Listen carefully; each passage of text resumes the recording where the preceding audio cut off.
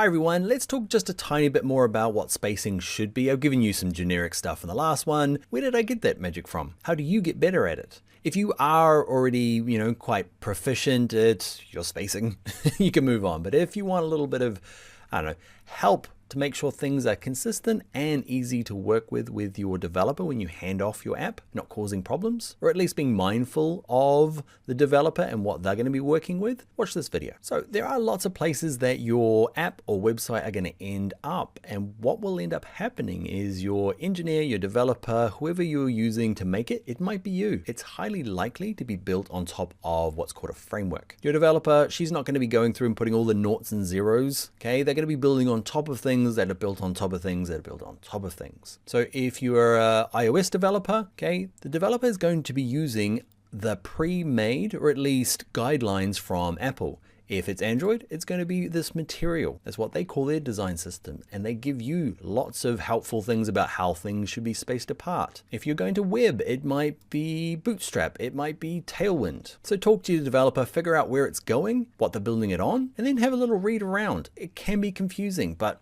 we need to get started in these sorts of things so that you can actually, begin your understanding of maybe a little bit of CSS, a little bit of code, so that you don't throw your developer spacing of 7, because 7 is tricky because you can't divide it in half. Okay, you can't have a half a pixel. You can divide 8 in half. You can have 4 pixels. So let's have a little look at why 8 is good as well. So let's look at material for Android. Okay, I'm in their material.io. They're on their version 3. In the future, you might be at version 4 or 5. Check it out. Okay, I'm under foundations. I'm looking at layout, understanding layout, and it's just really nice to go through and say space between columns is a default of 24 dp, okay, which is essentially pixels, short for device independent pixels. They use this because lots of different phones have different pixel densities. Just consider it pixels if you understand that. And when you're designing in Figma, dp equals px. So they're using spacing of 24. So make sure when you're building out your little spacer block and you're going to Android first, make your gap 24. That's the default. It's happily divisible by 8, not by chance. Or at least it's a really common spacing for the moment. Let's have a look at iOS. Have a read through what they do. I think they're using 20 for their margins on their sides. They have some different defaults to a lot of other ones. And the thing with iOS is there is both phone, there is TV, there is gadgets, okay, there is watches. So have a little look. Whatever you're designing for, there will be documentation online.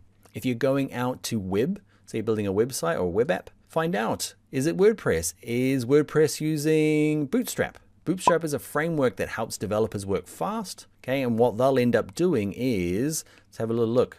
I found this, okay, the gutters is what they call it, okay, the space between stuff, and the default gutters are 1.5 rem, and you can see there, they said 24 pixels, the same as material. So if I use 24 as my spacing, the developer's gonna like it because it's kind of consistent with Bootstrap and it's consistent with Android, depending on where you're going. Now there are 100 different frameworks, Tailwinds, people are using this a lot, okay, to help with their styling. You can see in here, I found under gap, okay, Bootstrap calls it gutter, Tailwind calls it gap. It's all useful to know as a UI designer. You can see here, what a developer will type in is they won't actually type in the number, they'll just hopefully be close to one of these. So they'll put in spacing when they're coding to say gap is 0, which is 0.